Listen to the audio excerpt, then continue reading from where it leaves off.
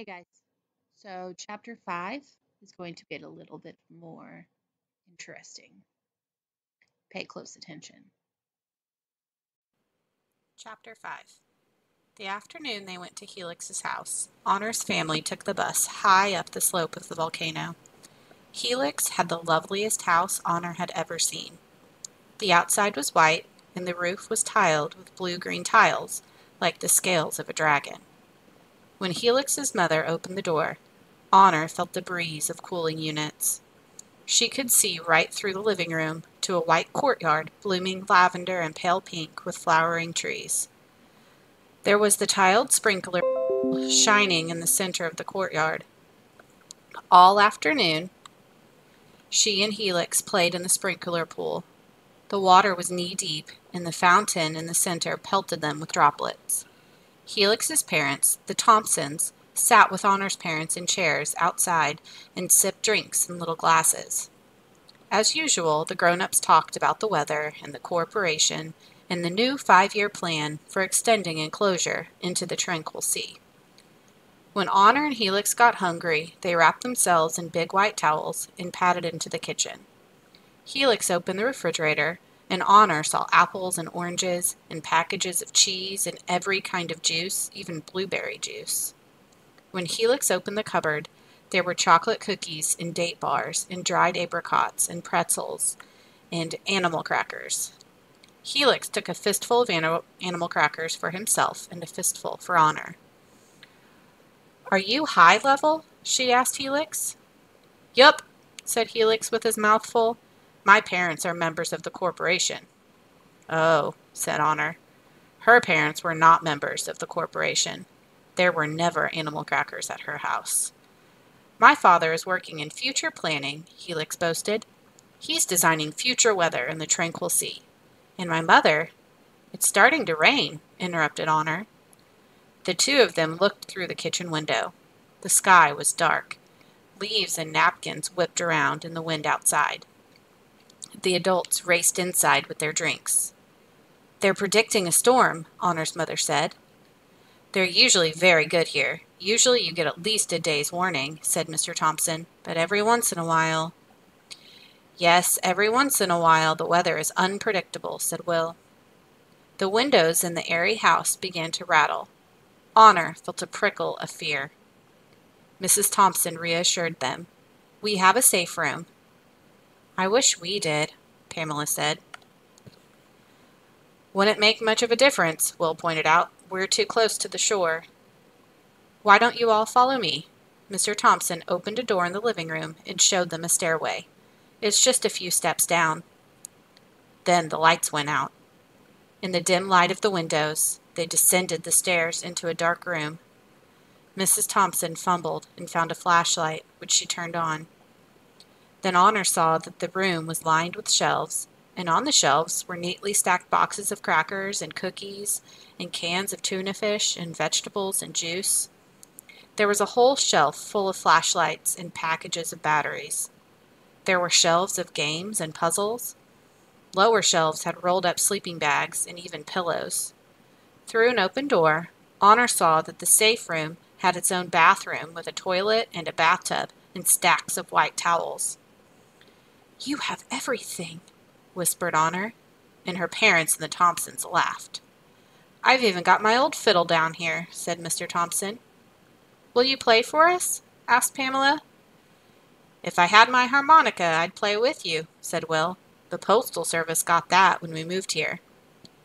"Why don't you play us a song?" Pamela asked again.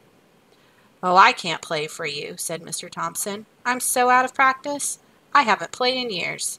If I did, I'd have to play new music in the Colony Orchestra. I just couldn't—" He glanced at Honor and Helix, where they sat on the floor drinking apple juice from cans.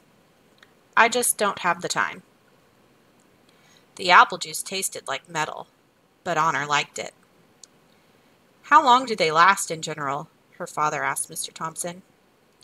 "We've only had one bad storm, and that was years ago," Mr. Thompson said. "At least 3 years ago," Mrs. Thompson said. "The last one went on about 2 days. We had some broken windows, broken tiles on the roof. A lot of trees came down." The trees blocked the roads, said Mr. Thompson. Most of the shore was underwater. Honor tensed. That was before they built the seawall, Mr. Thompson added quickly. Our house is going to be underwater, isn't it? Honor asked. It'll be fun, her father told her. We'll see what we can fish out. Let's not borrow trouble, Will, said Pamela. No one spoke for a moment. Then Mrs. Thompson said, You can stay with us as long as you need to. They couldn't see the storm, but they could hear it. They heard a noise like the rattling of dishes, and they heard the wind howling, and the wail of the storm warning sirens that meant everyone should move to high ground. What do you do if you're outside? Honor asked her father. Run for it, Will said grimly. Honor shuddered. She could feel the house shaking above them. What will happen if the wind gets too strong for the walls? She asked. Then the house could blow off the mountainside, said Mr. Thompson. Or if there's a mudslide, it could slide down. We could end up in our neighbor's garden. Look at her face, Daniel, Mrs. Thompson chided her husband. Can't you see you're frightening her? Even if the walls go, she told Honor, we'd be safe underground. Unless there's an earthquake, said Helix. Why don't you get out your cards, said Mrs. Thompson. Then the whole house will crumble. Helix Heftatius Thompson. Honor and Helix and the four parents played cooperation, and they played truce. Mrs. Thompson opened tins of oily sardines. Honor had never eaten sardines before. They were silvery and delicious. The adults laid them neatly on crackers and ate them with small bites. Helix and Honor held them by the tails and dangled them into their mouths. Dessert was chocolate-covered caramels dusted in smoky salt. The caramels were so good and so sticky that Honor and Helix begged for seconds and thirds, but they only got 2 each. No fair, said Helix. It's fair enough, said Mr. Thompson. It's a special occasion, said Helix. Time for bed, said Mrs. Thompson, and she spread out puffy down sleeping bags for the children. Close your eyes and pretend you're sleeping, Helix whispered to Honor. Then you'll find out secrets and dangerous stuff. It was hard for Honor only to pretend she was sleeping, when the sleeping bag was so soft and warm. Even so, she tried to listen for secrets. Look at the new directives, for example, she heard Mr. Thompson say. We'll all be taken by next year if you believe those, said Honor's father. So you don't believe them? Said Mrs. Thompson. Is that a question? No. You're suggesting that we're unpredictable. Aren't we all unpredictable here? Asked Mrs. Thompson. Will and Pamela laughed softly. Honor had been drifting off, but the laughter and the word unpredictable woke her. She looked over at Helix. He was lying on his stomach, with his arms folded under his head. His eyes were wide open. The new directives are a sham, said Honor's father. Everybody knows that. Shh, not in front of the children, said Honor's mother. Honor and Helix lay still as could be in the dark. No pens and paper in private home? How could they enforce that? There used to be computers in private homes, Mr. Thompson pointed out.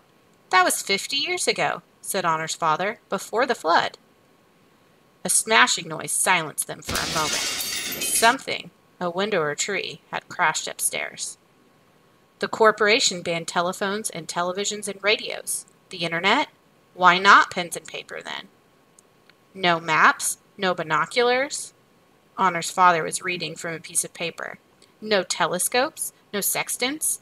No compasses? No materials for map-making? Surveying? Orienteering? Amateur astronomy? Ridiculous. If we can't make our own maps, we have to accept hers, said Pamela.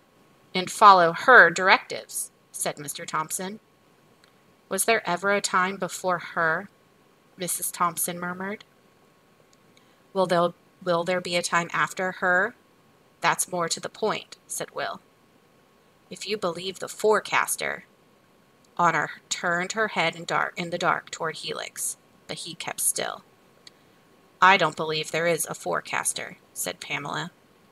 I think those messages come straight from Earth Mother. I think the counter-directives are a trap for partisans. You think they came from the Communication Bureau?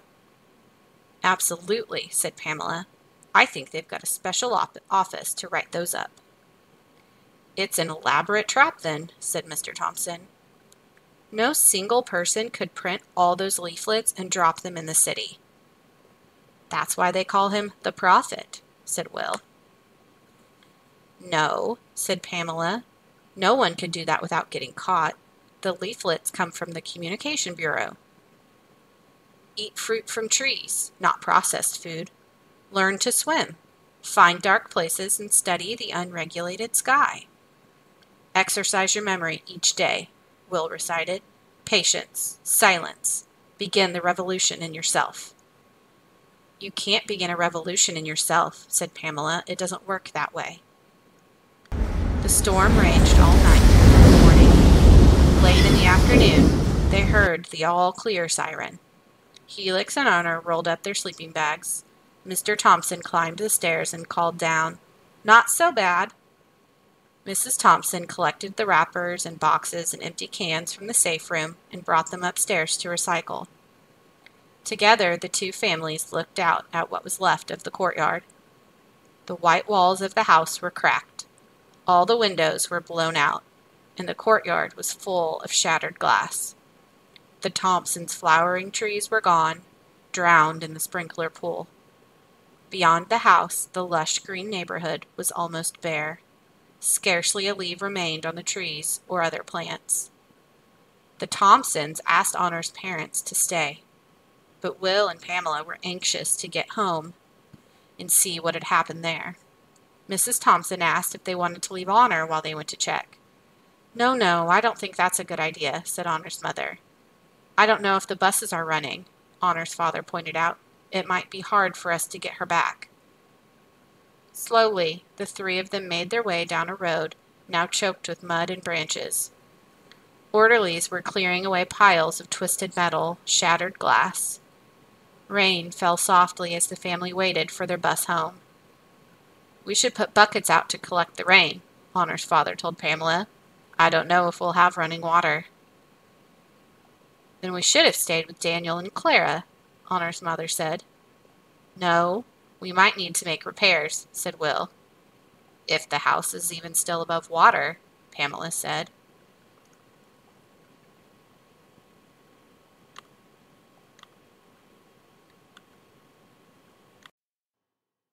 So a few interesting things in this chapter. First, really big scary storm. Very lucky for them that they happened to be at the Thompsons' house when it happened, because if they were at their house, don't know how bad that would have been for them. And also showing us Helix's house gives us a better insight as to really how poor Honor and her family are compared to other people. But really the most important thing that we got was paying attention to the conversation between Honor's parents and Helix's parents, because they were talking about the corporation and how ridiculous the new, what are they called? Not rules, directives. How horrible the new directives were and how ridiculous they are. Seems wrong that they're supposed to be talking against the corporation. Then they start talking about the forecaster. Do you remember the forecaster? He's basically this secretive person that is trying to undermine and go against the corporation. So I want you to think about, what does it seem like Honor's parents and Helix's parents are believing? Are they siding with the forecaster? Are they siding with the corporation? Well, it kind of gave me a little, if you were paying attention, it gave a little bit more insight as to what they believe. So I just want you to do a free response this time. What stood out to you in this chapter? What do you think? What do you feel about what happened? Just tell me your thoughts.